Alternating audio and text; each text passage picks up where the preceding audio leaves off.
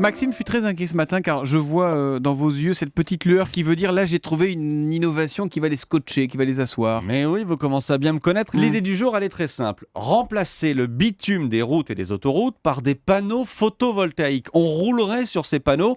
Ça paraît complètement dingue, mais 2 ingénieurs américains travaillent là-dessus depuis 10 ans et ils affirment que leur produit est prêt. Ah, ça veut dire qu'ils ont réussi à créer des panneaux hyper résistants, j'imagine. C'est Mais pas le moindre des défis. Non, c'est exactement ça. Ces panneaux, ils ont une forme hexagonale. Ils font un peu moins d'1 mètre de large. On va les assembler comme des pavés, c'est tout bête. Ils sont effectivement très résistants. Pour vous donner une idée, on a fait tourner un camion de 30 tonnes sur un circuit recouvert de ces panneaux.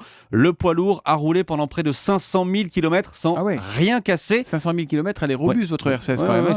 C'est vraiment résistant. L'idée, c'est donc de produire de l'électricité, mais c'est encore plus malin que ça. Et dites-nous donc pourquoi c'est plus malin. Parce que ces panneaux, ils sont aussi chauffants. Plus de soucis de routes gelées, plus besoin de signalisation sur le bord des routes. Les indications seront directement visibles au sol grâce à des LED incorporés dans nos fameux panneaux.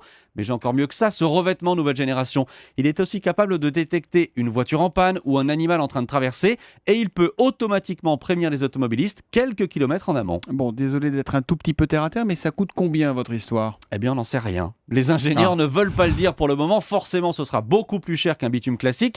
Mais le but, c'est d'amortir ce coût grâce à la vente d'électricité. Si on recouvrait toutes les routes américaines, on produirait 3 fois plus que la consommation totale d'électricité des États-Unis. Oh, c'est joli. Voilà donc une idée qui roule, comme dirait Julie, grâce à Maxime Sweettech. Merci et les Maxime. péages vont augmenter évidemment pour payer tout ça. Il n'y en a pas aux États-Unis. Ma pauvre dame, il n'y a plus de saison.